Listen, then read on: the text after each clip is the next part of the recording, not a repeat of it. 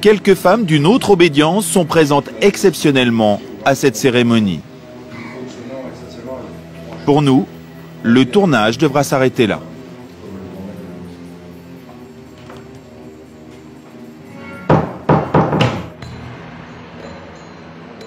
Le Grand Orient a son siège rue Cadet à Paris. Ici, pas besoin de croire en Dieu pour être initié. Voici l'un des principaux temples, le temple Lafayette. Au mur, la grande fierté des francs-maçons, la Déclaration universelle des droits de l'homme, dont le Grand Orient s'estime l'inspirateur.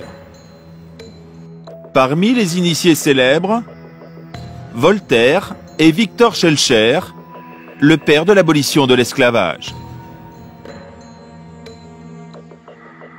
Ce triangle incrusté d'un œil s'appelle le delta lumineux.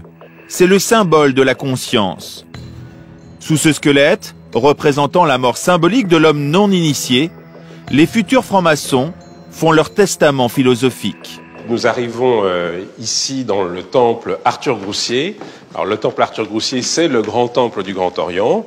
C'est donc un lieu de mémoire pour la franc-maçonnerie du Grand Orient, mais c'est aussi un lieu de mémoire pour la France, parce qu'il s'est pris ici des tas de décisions, il y a eu des débats qui ont influencé sur notre quotidien aujourd'hui.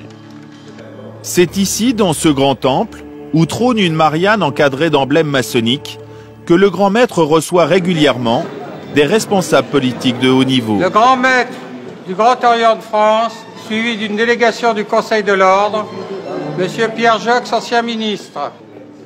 Ce jour-là, Pierre Lambiquy accueille Pierre Joxe, l'ancien ministre de l'Intérieur et de la Défense de François Mitterrand. Autre invité, Elisabeth Guigou.